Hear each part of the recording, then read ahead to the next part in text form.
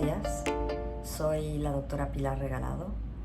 En nombre de Reprobank, antes que nada me gustaría agradecer a ESHRE por darnos la oportunidad y el lujo de presentar nuestro estudio en su congreso anual. Hoy vamos a hablar de identidad, anonimato y donación de gametos. Es un tema sumamente controversial entre países, entre profesionales, y hoy presentamos un estudio que hemos hecho a lo largo de 5, casi 6 años, ofreciendo ambos tipos de donación. La fertilización in vitro ha modificado completamente la noción que tenemos de la reproducción humana. Más aún, la fertilización in vitro con donación de gametos ha generado una nueva forma de venir al mundo y nos ha modificado conceptos esenciales como lo que es la maternidad, la paternidad, lo que es la ascendencia, y ha roto esquemas que redefinen lo que es la identidad de las personas. Digamos que la ciencia y la tecnología han permitido por primera vez que el ser humano pueda interferir y modificar lo que es la reproducción. Por lo tanto, es un deber como profesionales de no solo beneficiarnos de estas técnicas, sino también de asegurarnos de que no se esté produciendo ningún tipo de daño al utilizarlas. Si tomamos en cuenta que todo esto lo llevamos a cabo con el fundamento y la base de lo que es la medicina occidental, que se basa en el principio de que la ciencia es la búsqueda de la verdad, es importante que esto sea accesible para todos, y en este contexto el anonimato de los donantes de gametos pone un límite a ese conocimiento o nos da a las personas implicadas en realizar estas técnicas a poner un límite que va en contra de lo que nuestros principios científicos acompañan. La identidad en este contexto tiene distintos aspectos que son importantes tomar en cuenta. Por un lado, la identidad significaría las características o los datos que hacen a una persona identificable y que la hacen distinta al resto de los individuos. También es una persona o son datos que no cambiarían a lo largo de la existencia de esa persona.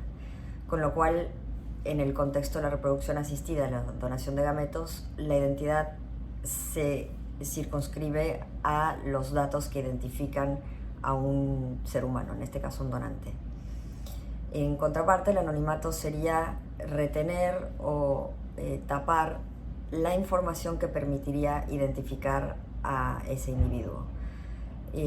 No solo eso, sino cuando se habla del anonimato se determina a quién o de quién se va a retener esa información, si es a los pacientes nada más, si es a los nacidos por estos tratamientos y también durante cuánto tiempo. Cuando hablamos de la revelación de los orígenes, es muy importante saber que se está refiriendo a distintas aristas y es importante no confundirlas. En primer lugar, lo que nos encontramos en estudios científicos, en textos, en charlas científicas, se habla de la revelación de los orígenes en cuanto a lo que los padres que han pasado por una técnica de reproducción asistida con donación de gametos hablan de que la revelación hacia los hijos consista en decirles que han nacido de esa manera, ¿sí? No necesariamente tienen que hablar de quién fue el donante, si es que hubo donación de gametos, sino simplemente de que nacieron de esa forma. Por otro lado, distinto, cuando hablamos del origen genético o de la revelación del origen biológico genético, lo que se está tratando de abordar es de poder acceder a la identidad o los datos identificatorios de los donantes de gametos para las personas que nacieron por estas técnicas, ¿sí? Tener el permiso o tener el acceso a la información que develaría quién fue quien donó, ¿sí? No solo que se nació por métodos de reproducción asistida con donación de gametos, sino que se pueda acceder a la identidad de los donantes. En los últimos 10 años, si no es que un poco más, existe una tendencia de hablar favorablemente o de proponer incluso que es mejor abrir y hablar con la verdad en vez de mantenerlo como un secreto. Esto es una tendencia entre profesionales de la salud, entre distintas organizaciones y asociaciones también. Es importante conocer el contexto histórico cuando estamos hablando de todos estos temas, porque no son más de 4 décadas, de 40 años, desde que la donación de gametos es posible dentro de las técnicas de reproducción asistida. Fue recién en 1978 que nació el primer bebé por un in vitro, fue en Inglaterra. Recién en la década de los 80 se empezó a hacer con mayor continuidad lo que son los tratamientos de reproducción con donación de semen, en principio, con donación de esperma,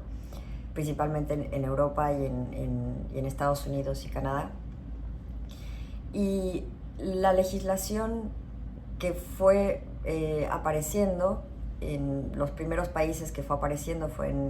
en Europa, y había una continuidad en la forma en la que se legislaba para el material biológico, con lo cual se establecía por defecto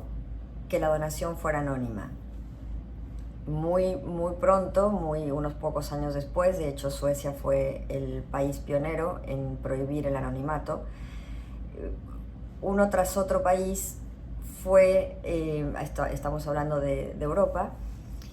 fue pasando del anonimato a cambiar hacia legislaciones y regulaciones que permitieran el acceso al origen genético. Hoy en día, todavía, a pesar de que no son más de 20 países los que tienen ya legislaciones formales con respecto a la reproducción asistida,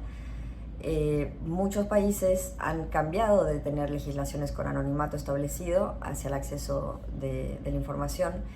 Algunos otros países han permanecido y permanecen con fundamentos que ahora vamos a tocar, y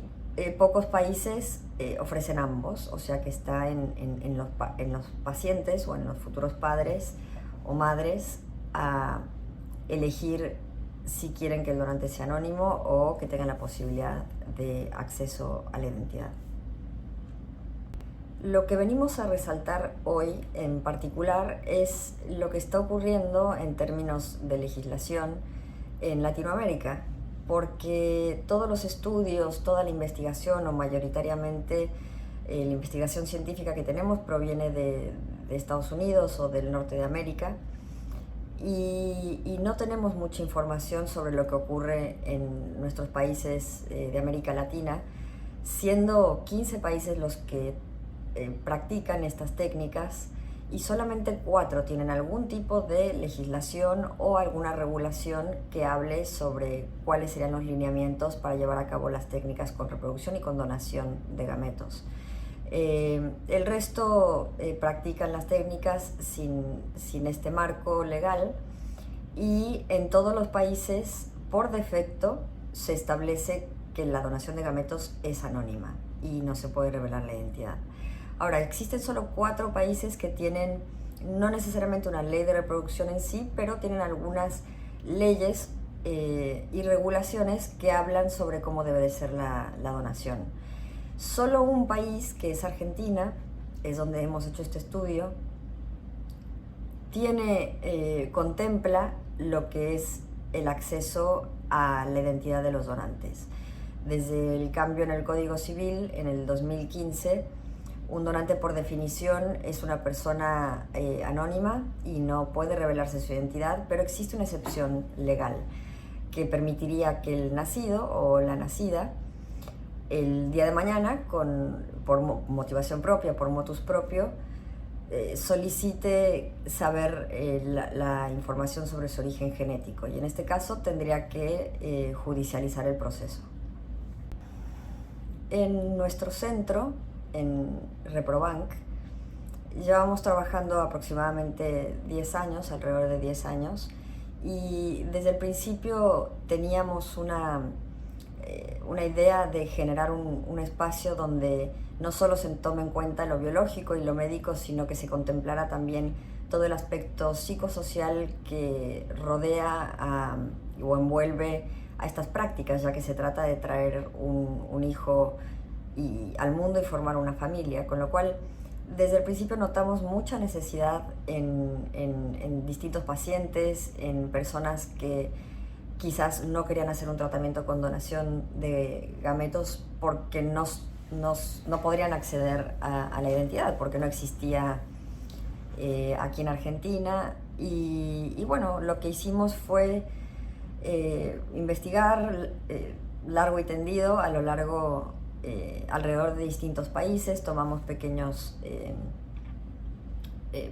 datos de distintos lugares de cómo realizan el acceso a la identidad, y en base a eso fuimos creando una especie de protocolo, un programa que llamamos PIA por las iniciales, significa